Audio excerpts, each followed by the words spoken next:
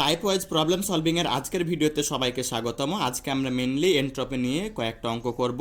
তো এনট্রপিকে আমরা এস দ্বারা প্রকাশ করে থাকি এবং এনট্রপির পরিবর্তনকে আমরা ডেল এস দ্বারা প্রকাশ করে থাকি। তো ডেল এস ইকুয়াল টু কি? Del S equal to del Q by T. যদি আমার তাপমাত্রা টি স্থির থাকে তাহলে ডেল এস ইকুয়াল টু হচ্ছে তাপের পরিবর্তন ডিভাইড বাই সেই স্থির তাপমাত্রা। ওকে, আর যদি এমন হয় যে যদি আমার তাপমাত্রার পরিবর্তন ঘটে তাহলে সেই ক্ষেত্রে এনট্রপির মান কত হবে? S equal to M into C into লন T two by T one. Okay, তাহলে টি টু হচ্ছে আমার প্রক্রিয়া শেষে তাপমাত্রা আর টি ওয়ান হচ্ছে কি?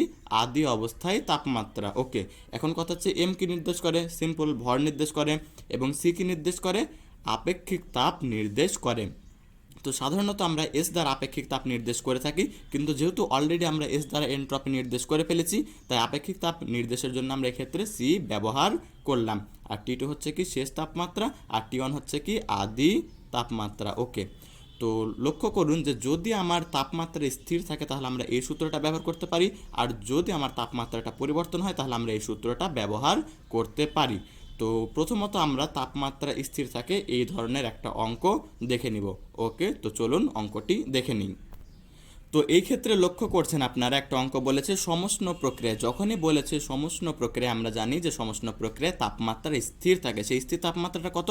27 ডিগ্রি সেন্টিগ্রেড। এই তাপমাত্রায় একটি বস্তু 600 জুল তাপ শোষণ করে, তাহলে এনট্রপির পরিবর্তন কত? যেহেতু স্থির তাপমাত্রায় আমরা সূত্র জানি del S equal to del Q by T. এই ক্ষেত্রে ডেল কিউ অর্থাৎ তাপের পরিবর্তন হচ্ছে 600 জুল, এবং এই ক্ষেত্রে স্থির তাপমাত্রা হচ্ছে কত? 27 ডিগ্রি সেন্টিগ্রেড। যেহেতু এটা বড় হাতের টি, সুতরাং আমরা বুঝতেই পারছি এটার একক ডিগ্রি সেন্টিগ্রেড না, বরং কি? কেলভিন। তাই আমরা 27 ডিগ্রি সেন্টিগ্রেডকে কিসে পরিণত করে ফেলেছি? কেলভিনে পরিণত করে ফেলেছি। যে আমরা জানি যে ডিগ্রি সেন্টিগ্রেডের সাথে 273 যোগ করলে সেটা কেলভিনে পরিণত হয়ে যায়। তাহলে আমরা দেখতে পাচ্ছি টি এর মান হচ্ছে 300 এবং ডেল কিউ এর মান হচ্ছে 600। তাহলে এস এর মান আমরা কত বলতে পারি? 2। এখন কথা হচ্ছে ডেল এস বা এনট্রপির একক কি হবে? যেহেতু কিউ এর একক জুল এবং তাপমাত্রার একক কেলভিন, তাই ডেল এস এর একক হবে কি? জুল বাই কেলভিন অথবা জুল পার কেলভিন। ওকে, তাহলে আমরা দেখলাম যে এনট্রপির পরিবর্তন কত? 2 joule per kelvin.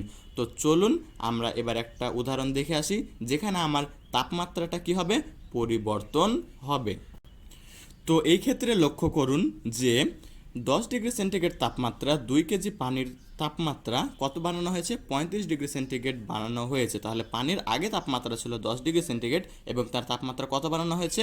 35 degree centigrade. তাহলে এই ক্ষেত্রে আমার এনট্রপির পরিবর্তন চেয়েছে এবং দেওয়া আছে কোশ্চেনে যে পানির আপেক্ষিক তাপ 4200 joule per KG per kelvin. Okay, ঠিক আছে। তো আপনারা মুখস্থ রাখবেন যে পানির আপেক্ষিক তাপমাত্রা 4200 joule per KG per kelvin. কারণ হচ্ছে যে অনেক সময় প্রশ্নে কিন্তু আপেক্ষিক তাপ এটা দেওয়া থাকতেও পারে আবার নাও পারে। পানি হলে কিন্তু অনেক ক্ষেত্রে দেখা যায় যে আপেক্ষিক তাপ কোশ্চেনে দেওয়া থাকে না। তাই আপনাদের যেটা করা উচিত সেটা হচ্ছে পানির আপেক্ষিক তাপ 4200 এটা মুখস্থ রাখা উচিত। ওকে, তো কথা না বাড়ি অঙ্ক শুরু করি। তাহলে আমরা জানি যে যখন তাপমাত্রা পরিবর্তন ঘটে তখন S equal to M into C into লন of T two by T one. Okay, তো প্রথমত এম মানে ভর, আমরা দেখতেই পাচ্ছি ভর হচ্ছে 2 কেজি। এবার তারপর যদি আমরা বলি সি অর্থাৎ আপেক্ষিক তাপ, তাহলে সেটা দেওয়া আছে 4200 joule per KG per kelvin. Okay, ঠিক আছে। এখন কথা হচ্ছে যে টি টু হচ্ছে কি? শেষ তাপমাত্রা যেটা 35 ডিগ্রি সেন্টিগ্রেড। যেহেতু এখানে বড় হাতের টি মানে কি এটার একক হচ্ছে কেলভিন, তাই 273 প্লাস 35। ওকে, আর টি ওয়ান হচ্ছে কত? 273 প্লাস 10। ওকে, তাহলে যদি আমরা এটা হিসাব করি তাহলে একটা আসে 283 এবং আরেকটা যদি আমরা হিসাব করি তাহলে আসে হচ্ছে 308 কেলভিন এবং 283 কেলভিন। ওকে, ঠিক আছে।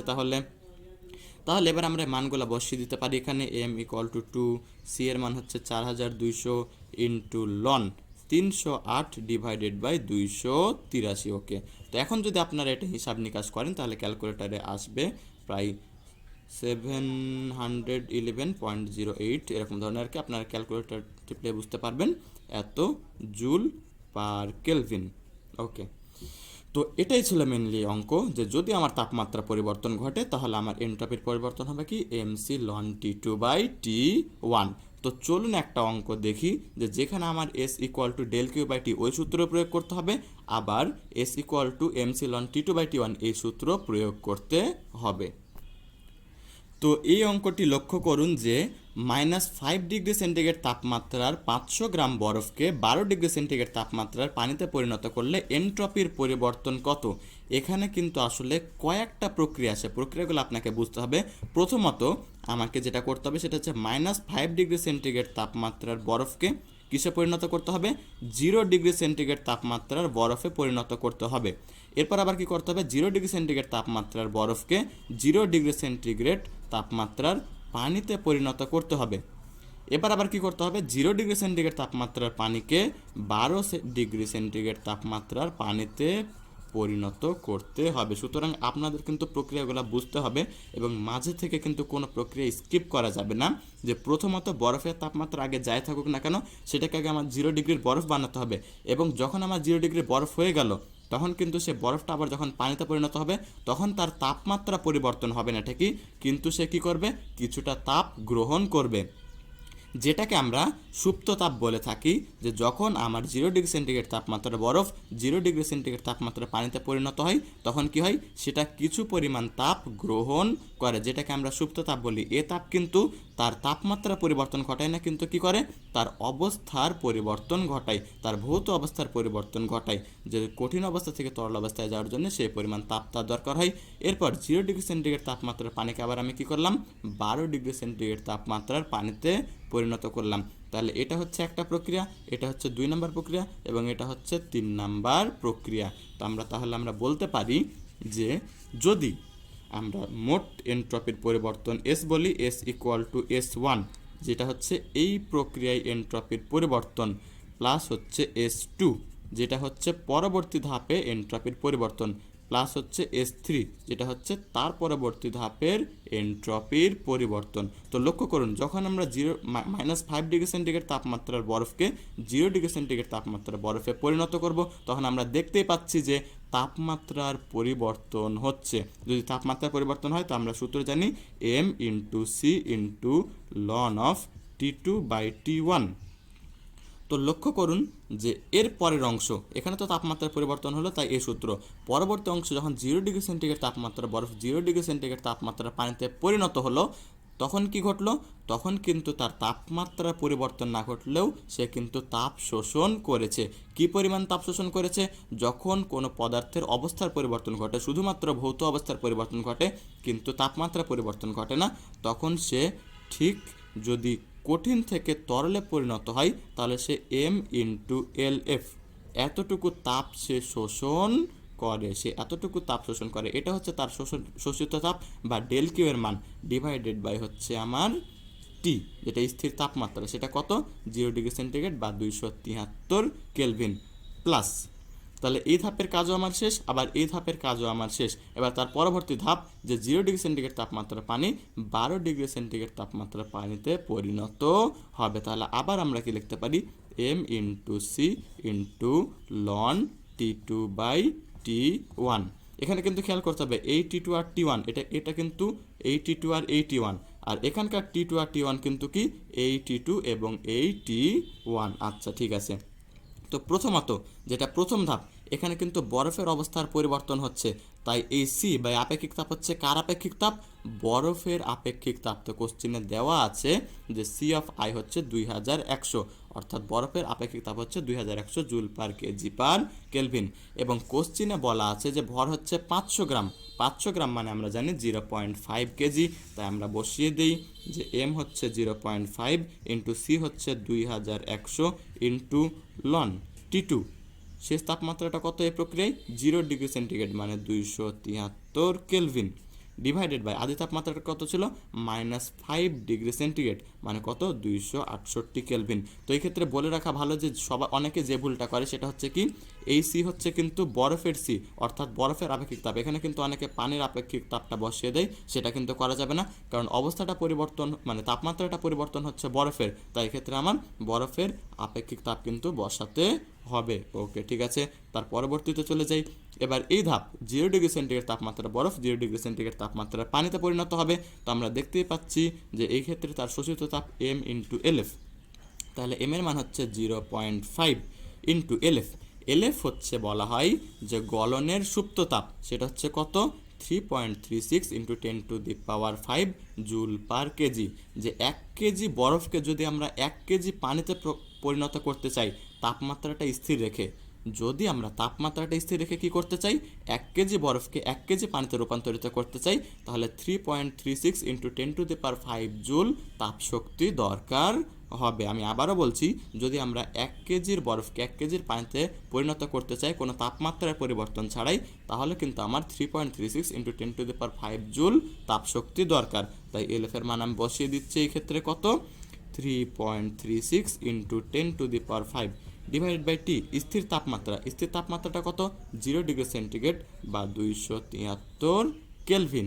ওকে, এরপরে হচ্ছে প্লাস এম, ভর তো আর পরিবর্তন হবে না, যেটা 500 গ্রাম ছিল 500 গ্রামে থাকবে, মানে 0.5 কেজি থাকবে, ইন্টু সি, সি কত 4200, কারণ এখন আমরা কিন্তু পানির এই প্রক্রিয়াটা আসলে কিন্তু পানির, তাই 0°C তাপমাত্রা পানিকে যেহেতু 12°C তাপমাত্রা পানিতে পরিণত করছি, তাই এক্ষেত্রে কিন্তু পানির আপেক্ষিক তাপ আমাদের ব্যবহার করতে হবে, ইন্টু হচ্ছে লন T2/T1, সর্বশেষ তাপমাত্রা কত 12°C, মানে হচ্ছে কত কেলভিন 273 প্লাস 12 মানে 285 কেলভিন, ডিভাইডেড বাই হচ্ছে আদি তাপমাত্রা কত 0°C বা 273 কেলভিন।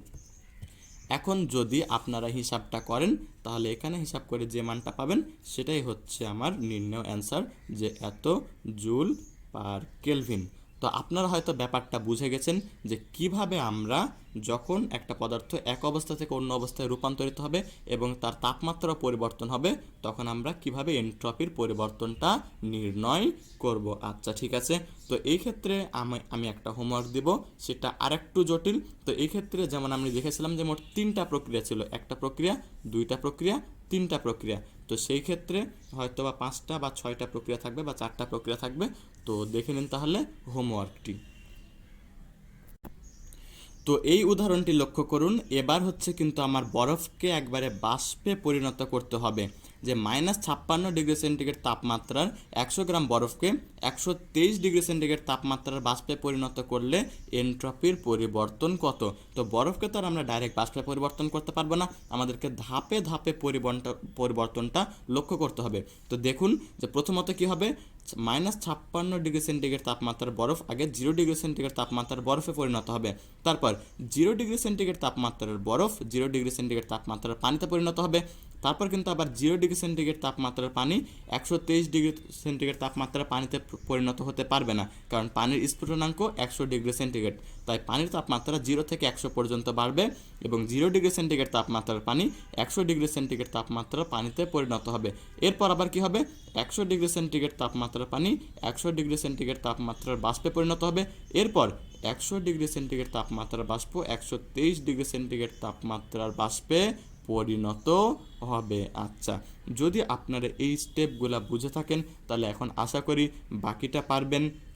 যে এই প্রক্রিয়ায় MC ln T2/T1, আবার এই প্রক্রিয়ায় হচ্ছে কি M × LF/T, আবার এই প্রক্রিয়ায় MC ln T2/T1, এই প্রক্রিয়া আবার MLV/T, আবার এই প্রক্রিয়ায় হচ্ছে কি MC ln T2/T1। ওকে, তো এটা আপনাদের হোমওয়ার্ক থাকলো। তো আজকের মতো এনট্রপি এই পর্যন্তই।